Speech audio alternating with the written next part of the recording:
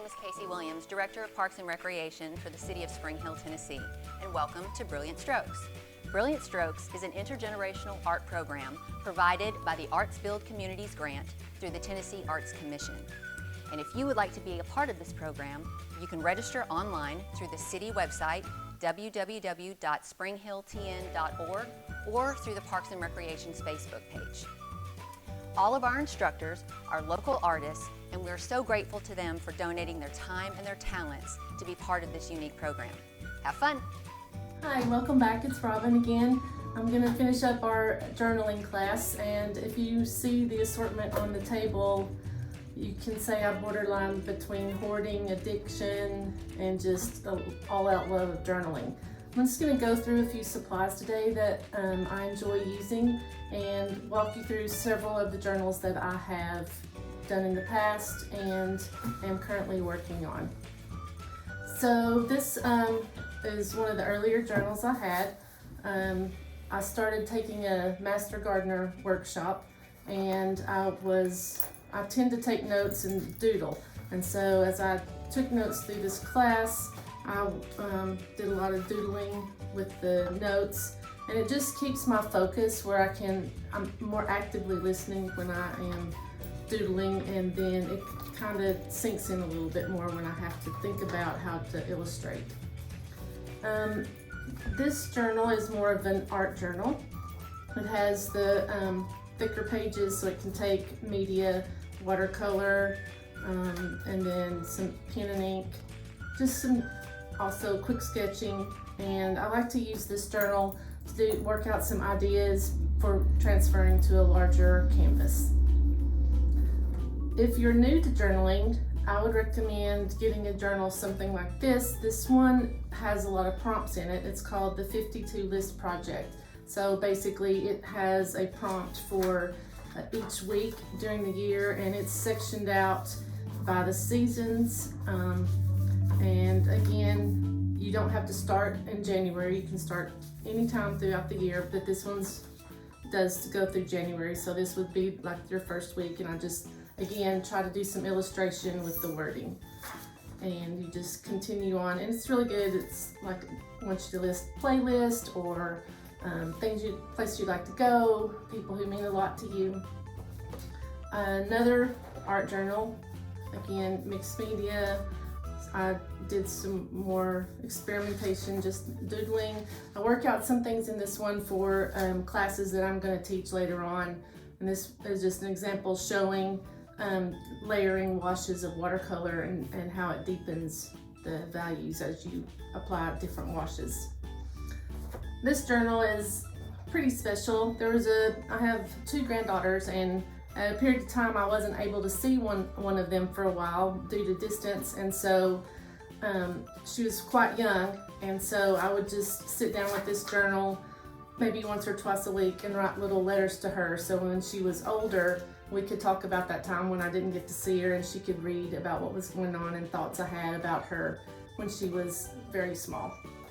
And then I've got one more art type of journal. This one was experimenting with some new inks. They're called distress inks, and they kind of activate different colors when you apply water to them. This was just a pencil drawing that I later turned into a acrylic drawing. Some more doodling. This one I did work out through a series during COVID. It was called Behind Closed Doors, and I did applied some modeling paste with some door images, and then applied paint over that to create some pretty unique art. These are all blank journals that I have for safekeeping because I may run out someday. So people like to give me journals, and so I just save them because I know at some point I'll be able to use one. This one is kind of cool. It took an old record and made that into a cover, so that was pretty cool. My favorite journaling that I've been most consistent with is called the bullet journal, and it's called that because of the type of journal pages that are in the notebooks that you use. And I'm not sure if you can see, but just it's a dotted grid like a bullet point. And so these are really good because with a line journal, you're kind of constricted to those lines are always going to show up. With a bullet journal, you can use the dots as a line for your guiding you for keeping your writing straight, and having the grid also helps you if you're doing sketch work. These journals, this is a lectern. I get it at Amazon, and this size journal will last me about 14 months. And I sit down with them. They're by the couch. Every evening I sit down, pull it out, and I do things. This one shows I'm doing a menu planning for the week. It tells what I've got in my pantry, what I need to-do list, what I need to get at the grocery. It's just kind of fun. It just helps me plan out. I love to cook. That's another hobby. So I'll like get a cookbook and cook out of it for a whole week. And so it's easy to plan all that right here. That was the first one. I started that in 2017 and I'm still doing it in 2021, and I've been through, I'm about to finish the third journal and I have a few more pages to go before I start the next one. These, because I teach, I'll plan out, this is kind of where my beginning is for classes, and this is July, August, September, October, November, December, so that will be the classes that I teach for the next 6 months, so it kind of lets me plan those out. As well as my chores and menu planning. Another thing that I've got going on in this one is called something called Draw Your Day, and that's where instead of journaling, just writing out thoughts, you can illustrate it. And this one was Sunday, April 19th. My other granddaughter was visiting, and so it just shows time with her. And we did, had art day, we had salad, did flowers, and then this was the Draw Your Day when I took her back to her mom when we drove to Chattanooga. So those are just some of the things that go on. And you can have any format you want. There's tons and tons on Pinterest and on different blogs. Just Google bullet journaling and you can find anything you would ever want to know about bullet journaling. And it's a lot of fun, and it allows you to be creative and journal your thoughts. So some of the tools that I like to use, I like to experiment with calligraphy. I'm not good at it. I haven't practiced it very much, but this is a book. It's originally published in 1917, so over 100 years ago. And it has different vintage retro looking images in it, but in the back it also has lots of different styles of calligraphy that you can look at and copy and practice. Another thing I'm a huge fan of is washi tape. You can see in a bullet journal, if you mess up, I don't really like to tear out the pages because then the pages connected to might fall out, but when I mess up, I can put the two pages together, slide some washi tape around the end, and so that errored page disappears. So washi tape, all different flavors, colors, and I just sort them here. You can do a million things with them. You can make tabs for to mark special pages, decorate, whatever. So I just keep those with a ruler and some markers with my bullet journal.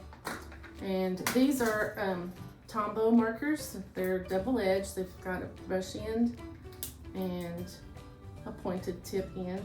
The same as these zebra midline markers. They both also have the brush end and the pointed tip. I like these midline a little bit better. They don't seem to bleed through the page as much as if I'm coloring pretty heavy with these markers, but both are equally good as far as value for your money. These Staedtler pens, I like them because they are only the fine tip, but they don't bleed through the paper either, so that's cool. And then this is a new tool I've discovered, and they're called Neocolor 2. They're water-soluble pastels, and so you color them just like crayons. You can use them on the page just as that, or you can activate them with water, which we'll look at some in the journal that we've got. Also, I'm a fan of circle template, just making different designs in your page. Give you some, instead of a box, you can have a circle to write things in.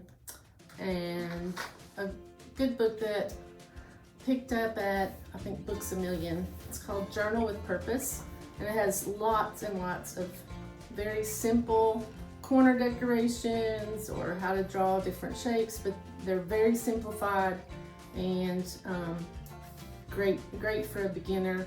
They're also printed on that dot grid paper, so you can kind of even transfer that to a bullet journal and use the dots as your guide.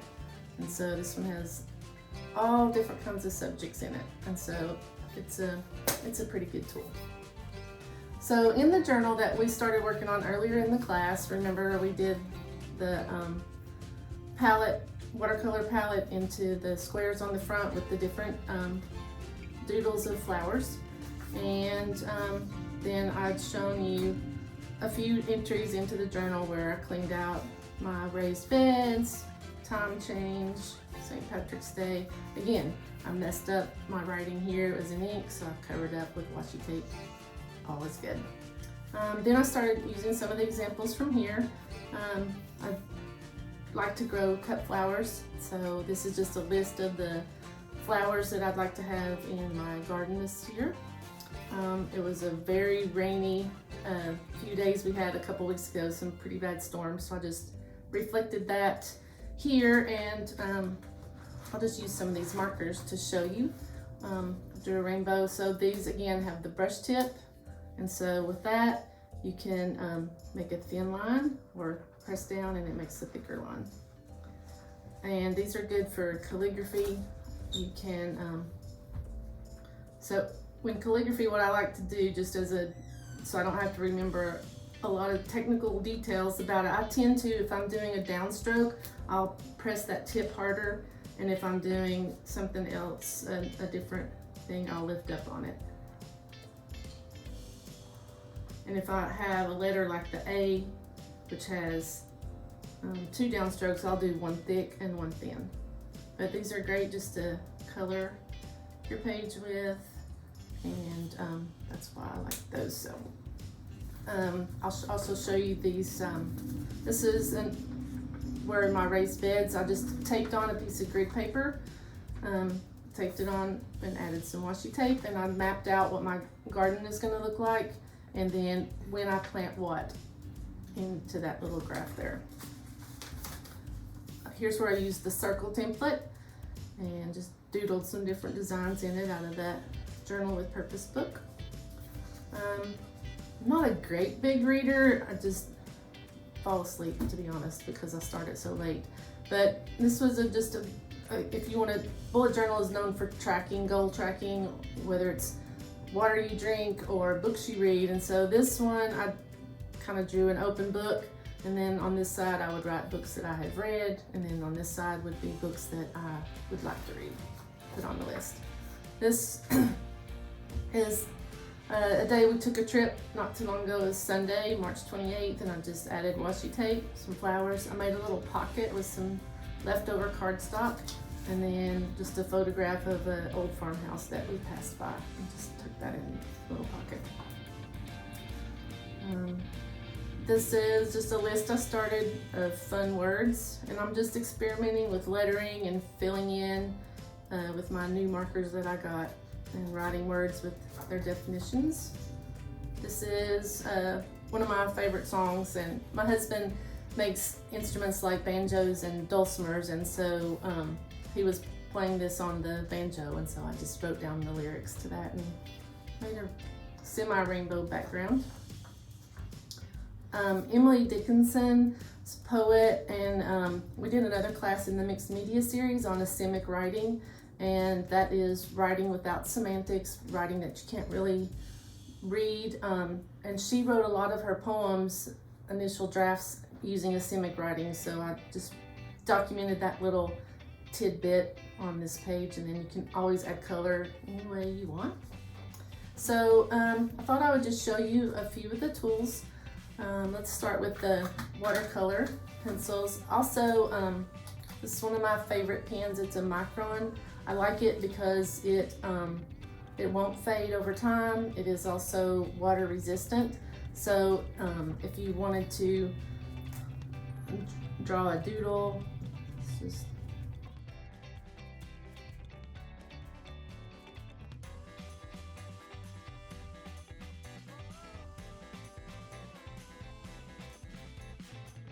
and then we will use one of these pens, pastels. So again, you just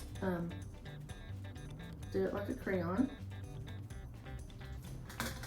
And then we'll do some yellow center.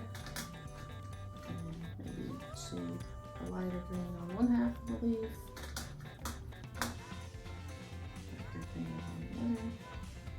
And then I'll take a brush and just dampen it. And then you can see you can just activate that.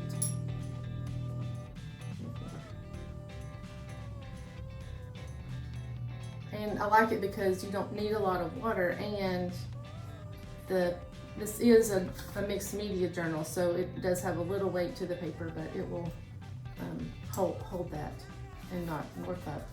And you don't need a lot of water like you would need if you were doing a watercolor with the pens. So I hope you've enjoyed this. Again, slow it down if you want to see some pages in more detail. I encourage you to get a journal.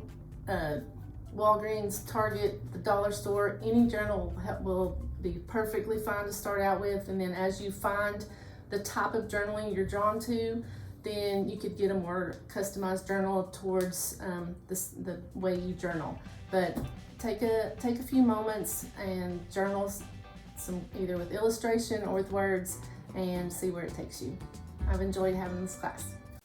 So, if you like what you've seen and you want to take part in Brilliant Strokes, don't forget, go online to our Facebook page, that's Spring Hill TN Parks and Recreation, or to the Spring Hill City website and register. Registration opens February 18th, and the first 8 people to register for each class will get a free goodie bag. Can't wait to get creative and have fun.